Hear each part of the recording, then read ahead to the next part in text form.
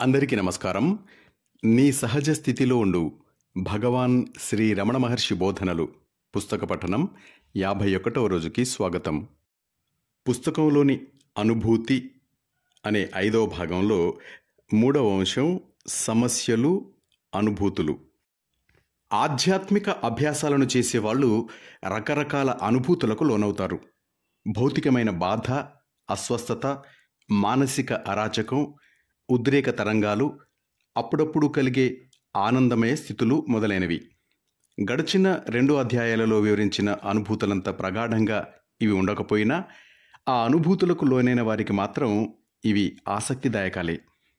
ఆత్మజ్ఞానం పొందాలంటూ చేసే ప్రయాణంలో వీటిని అవాంతరాలుగా కానీ గొప్ప సంఘటనలుగా కానీ వ్యాఖ్యానించుకుంటారు. ఆ వ్యాఖ్యానానికి అనుగుణంగా వాటిని వారించుకోవటానికో వృద్ధి చేసుకోవడానికో ఎన్నో ప్రయత్నాలు కూడా చేస్తారు. ఈ ఆధ్యాత్మిక అనుభూతులకు శ్రీ రమణులు అంత ప్రాధాన్యం ఇచ్చేవారు కాదు. ఎవరైనా వాటి గురించి చెప్తే ఆ అనుభవం పొందేవాని పట్లే ధ్యాస ఉండాలి కానీ ఆ అనుభవంలో నిమగ్నం అవటం కానీ అనుభవాన్ని విచ్ఛేదం చేయటం కానీ అనుచితము అనేవారు. ఒక్కొక్కసారి ఆ అనుభవాలకి కారణాలను విశ్లేషించి అవి ఆత్మసాక్షాత్కారానికి దోహదం చేస్తాయో చేయవో చెప్పినా స్థూలంగా మాత్రం వాటిలో ఆసక్తిని పెంపొందించుకోవద్దు అనేవారు.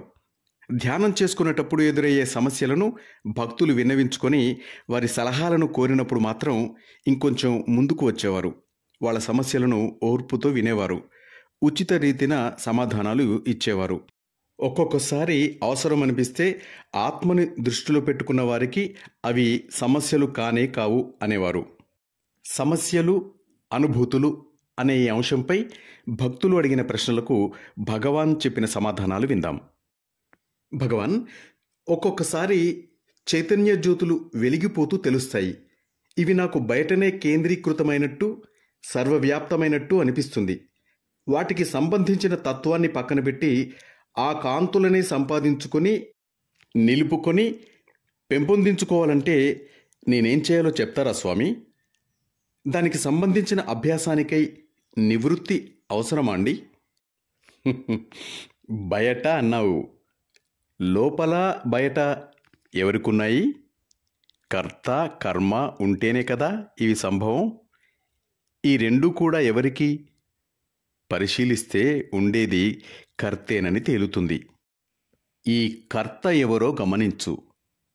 ఆ విచారణ నిన్ను శుద్ధ చైతన్యానికి తీసుకుని వెళ్తుంది. అది కర్తకి అతీతం. నాకు అన్నావు. ఇక్కడ నాకు అంటే మనస్సుకి అని అర్థం. మనస్సుకి పరిమితులున్నాయి, కానీ శుద్ధ చైతన్యానికి అవి లేవు. దానిని అందుకోవటానికి నేను ఎవరు అనే విచారణ చేయాలి. సంపాదించుకొని అన్నావు. ఆత్మ ఎప్పుడూ ఉండనే ఉంది. ఆత్మని మరుగుపరిచే తెరనే నీవు తొలగించాలి. నిలుపుకొని అన్నావు. ఆత్మసాక్షాత్కారం అయితే అది నీ ప్రత్యక్ష అనుభూతి అవుతుంది. అది పోదు. పెంపొందించుకోవాలి అన్నావు. ఆత్మని పెంపొందించుకోవటం అంటూ ఏమీ లేదు. దానికి వ్యాకోచ సంకోచాలంటూ లేవు. ఎప్పుడూ ఒకే స్థితిలో ఉంది. నివృత్తి అన్నావు. ఆత్మకి భిన్నంగా వేరే ఏమీ లేదు. అందువల్ల ఆత్మనిష్టే నివృత్తి. ఒక స్థలం నుంచి కానీ ఒక అవస్థ నుంచి కానీ మరొక దానికి వెళ్ళటమే నివృత్తి అంటే. ఒకటి కానీ మరొకటి కానీ అంటూ ఏమీ లేదు ఆత్మకి. అంతా ఆత్మే అవటం వల్ల నివృత్తి అసంభవం, అనూహ్యం కూడా. అభ్యాసం అన్నావు. సహజంగా ఉండే ప్రశాంతతకి అలజడిని నివారించటమే అభ్యాసం. నీవు అభ్యాసం చేసినా చేయకపోయినా నీవు సహజ స్థితిలోనే ఉన్నావు. ఏ సంకోచము, ఏ ప్రశ్న లేకుండా యథాతథంగా ఉండటమే నీ సహజ స్థితి. స్వామి, ఒక్కోసారి మనుష్యులు, వస్తువులు కలలో వలె అస్పష్టంగానో పారదర్శకంగానో అయిపోతాయి. బయట నుంచి వాళ్ళని గమనించకపోయినా వాళ్ళు ఉన్నట్టు సాత్వికంగా ఎరుక ఉంటుంది. మనస్సు ఎంతో ప్రశాంతంగా ఉంటుంది. అటువంటప్పుడు మనస్సు ఆత్మలో నిమజ్జనం కావటానికి సిద్ధమైనట్టు అర్థమా అండి? ఈ స్థితి మంచిదా, లేక ఇదంతా స్వయంగా కల్పించుకున్న సమ్మోహనానికి ఫలితమా? తాత్కాలిక శాంతిని పొందటానికి ఈ అవస్థనే ఇంకా పొడిగించుకోవాలా అండి? ఎరుక, మనశ్శాంతి ఒకేసారి ఉన్నాయన్నమాట. ఈ స్థితిని అందుకోవటానికే ప్రయత్నించాలి. అది ఆత్మేనని తెలియకపోవటం వల్లనే ఈ ప్రశ్న ఇప్పుడు ఉదయించింది. దీన్ని బట్టి ఆ స్థితి స్థిరం కాదని, యాదృచ్ఛికమేనని తెలుస్తోంది. నిమజ్జనమవటం అనే పదాన్ని ఎప్పుడు ఉపయోగించాలంటే బాహ్య విషయాల వల్ల మనస్సు ఆకర్షితం కాకుండా లోపలికి త్రిప్పుకోవటాన్ని సూచించటానికే ఉపయోగించాలి. అటువంటి సమయాలలో ఉపరితలంలోని విషయాలని దాటి లోతుగా వెళ్ళాలి. కానీ సచేతనంగా ఉన్నా మనస్సు ఎంతో ప్రశాంతంగా ఉంటే ఇంకా నిమజ్జనం అవ్వవలసిన అవసరం ఏముంది?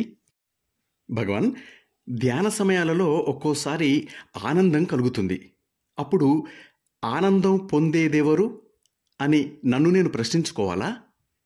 అది ఆత్మానుభూతి వల్ల కలిగే ఆనందమే అయితే, అంటే మనస్సు ఆత్మలో నిజంగానే విలీనమైనప్పుడు కలిగే ఆనందమే అయితే ఈ సందేహం రానే రాదు. ఆ ఆనందం ఇంకా అందలేదని ఈ ప్రశ్న వల్ల స్పష్టం అవుతోంది. సంశయాత్మకుణ్ణి, అతని మూలాన్ని కనుగొన్న తరువాతే అన్ని సందేహాలు పోతాయి. ఒక్కొక్క సందేహాన్ని తొలగించుకుంటూ పోవటంలో అర్థం లేదు. ఒక సందేహాన్ని తీర్చుకుంటే వేరొకటి వస్తుంది. అట్లా సందేహాలు ఎడతెగకుండా వస్తూనే ఉంటాయి.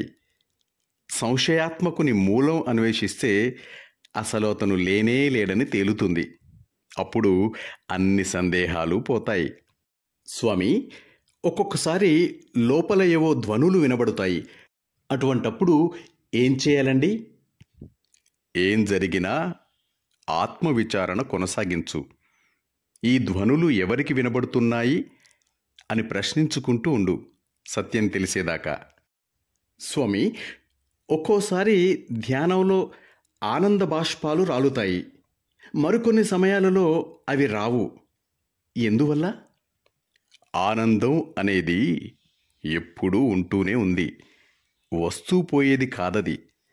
వస్తూ పోతూ ఉండేదానిని మనస్సే కల్పిస్తుంది. దాని గురించి నువ్వు పట్టించుకోనక్కర్లేదు. భగవాన్, ఆనందాతిరేకంలో ఒళ్ళు జలధరిస్తుంది. అది పోగానే కృంగిపోతాను. ఆ అనుభూతి మళ్ళీ కావాలనిపిస్తుంది. ఎందువల్ల?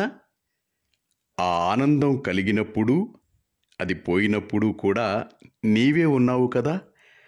ఆ నీవు ఎవరో సరిగ్గా అర్థం చేసుకుంటే ఆ అనుభూతులు అంత ప్రధానం కాదు అని తెలుస్తుంది. మరి ఆ ఆనందాన్ని అనుభవసిద్ధం చేసుకోవటానికి దేనినో పట్టుకొని ఉండాలి కదా స్వామి. దేనినన్నా పట్టుకొని ఉండాలంటే ద్వైభావం ఉండాలి. కానీ ఉన్నదల్లా ఒకే ఒకటి, అది ఆత్మ. రెండవదంటూ లేదు దానికి. కాబట్టి ఎవరు దేనిని పట్టుకోవాలి? పట్టుకోవలసింది ఏమిటి? నా సాధనలో ఏ భావము లేని స్థితిని చేరుకోగానే ఒక విధమైన సంతోషం కలుగుతుంది. కానీ ఒక్కోసారి నేను చెప్పలేని విధంగా భయం కూడా వేస్తుంది స్వామి. నీకు ఏ అనుభూతైనా కలగవచ్చు, కానీ దానితో సంతృప్తి చెందకూడదు.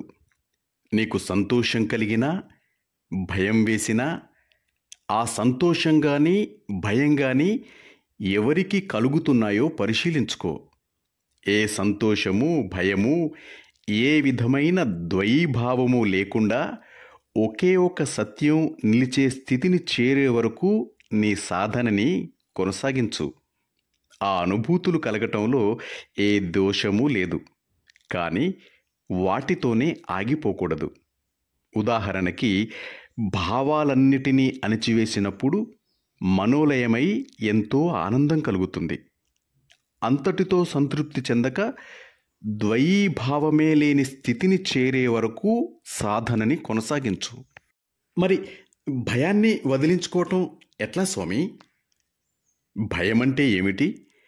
అది ఒక భావమే. ఆత్మకి భిన్నంగా ఏదైనా ఉంటే భయం ఉంటుంది. ఆత్మకి భిన్నంగా దేనినైనా చూసేది ఎవరు? మొదట అహంకారం ఉదయించి తనకి బయట ఉన్నట్టు వస్తుజాలాన్ని చూస్తుంది. అహంకారం ఉదయించకపోతే ఉండేదల్లా ఆత్మే. అప్పుడు బాహ్యంగా ఏమీ ఉండదు. తనకి బయట ఏవో ఉన్నాయంటే లోపల ద్రష్ట ఎవరో ఉన్నట్టే కదా అర్థం. ఆ లోపలి వానిని అన్వేషిస్తే సందేహము, భయము పోతాయి. భయమే కాదు, అహంకారాన్ని చుట్టుకొని ఉన్న అన్ని భావాలు దానితో బాటే పోతాయి. మరి మృత్యు అంటే భయం ఎట్లా పోతుంది స్వామి? ఆ భయం నీకెప్పుడు కలుగుతుంది? నీవు గాఢ నిద్రలో ఉన్నప్పుడు నీకు శరీర ధ్యాస ఉండదు. అప్పుడు ఆ భయం ఉంటుందా? నీవు పూర్తిగా మేల్కొని నీ శరీరాన్ని, ప్రపంచాన్ని చూస్తున్నప్పుడే ఆ భయం ఉంటుంది. కలలు లేని నిద్రలో వలె నీవు వీటిని చూడకుండా కేవలం ఆత్మగానే ఉన్నప్పుడు ఏ భయమూ నిన్ను సోకలేదు. ఏదో పోతుందన్న భావమే భయాన్ని కలిగిస్తుంది. ఆ పోయేదేమిటి అని విచారిస్తే అది నీ శరీరం కాదని, అందులో పనిచేసే మనస్సని తేలుతుంది. తనకి ఎల్లప్పుడూ ఎరుక ఉండేటట్టయితే ఈ రోగపీడితమైన శరీరాన్ని, దానివల్ల కలిగే ఇబ్బందిని వదిలించుకోవటానికి అందరూ సిద్ధమే. పోతుందని అతను భయపడేది ఈ ఎరుకని, ఈ చైతన్యాన్ని. జీవించి ఉండటం అంటే సదా ఎరుక కలిగి ఉండటమే. అదే వారి ఆత్మ. ఇదంటేనే అందరికీ ప్రీతి. అటువంటప్పుడు ఈ దేహంలో ఉంటూనే ఆ శుద్ధ చైతన్యాన్నే పట్టుకుని ఎందుకు ఉండకూడదు? అన్ని భయాలని ఎందుకు వదిలించుకోకూడదు? మాస్టర్స్, సమస్యలు, అనుభూతులు అనే ఈ అంశం తరువాతి భాగం రేపు విందాం. అంతవరకు సెలవు తీసుకుంటూ మీ నవీన్, వరంగల్.